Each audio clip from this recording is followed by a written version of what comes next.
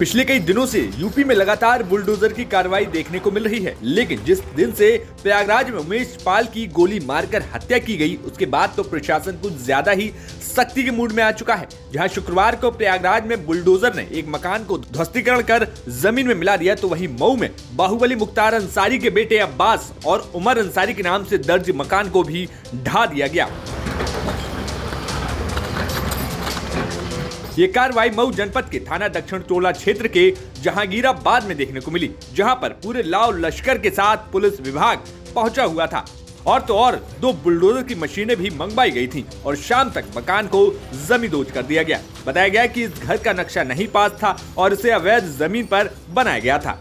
लेकिन इस मकान को गिराए जाने से पहले मुख्तार के दोनों बेटों उमर और अब्बास ने हाईकोर्ट का दरवाजा भी खटखटाया था, लेकिन इलाहाबाद हाईकोर्ट ने दोनों भाइयों के द्वारा दाखिल की गई रिट पिटीशन को खारिज कर दिया, जिसके बाद इस मकान को गिरा दिया गया। इस मकान की बात करें तो ये 2 मंजिला मकान बताया गया है, जिसमें एक बेसमेंट की भी बात कही जा रही है। वहीं इस मकान की अनुमानित कीमत लगभग 80 लाख बताई गई है। दिन के समय जब सिटी मजिस्ट्रेट नीतीश कुमार मौके पर दल बल के साथ यहां पहुंचे तो लोगों की भीड़ लग गई। वहीं ध्वस्तीकरण की कार्रवाई से पहले हमने यहां मौजूद सिटी मजिस्ट्रेट नीतीश कुमार से बात की, तो सुनिए उन्होंने क्या कहा।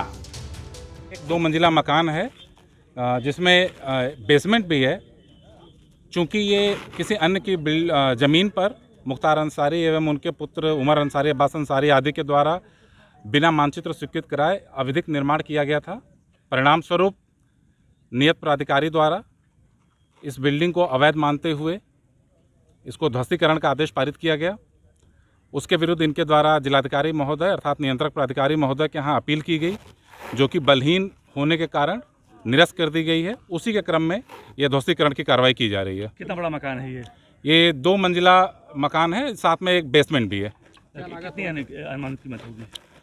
देखिए, अनुमानित कीमत लगभग 80 लाख के आसपास होगी। अभी कितने बुलडोजर आए हैं? कब से कार्रवाई शुरू होगी? बस कार्रवाई शुरू होने जा रही है। 2 जेसीबी यहाँ पर आप देख रहे हैं, पोकलैंड मशीन भी आ रही है और अन्य उपकरण भी आ रहा है। सारी सावधानियों के साथ में ये कार्रवाई शुरू की जा रही है। इसके पहले आपके आदेश को हाईकोर्ट में चुनौती दी थी, क्या हुआ था उसमें? देखिए, चूँकि एक्ट के अनुसार इनको सीधे माननीय जिलाधिकारी महोदय के यहाँ ही अपील करनी चाहिए थी।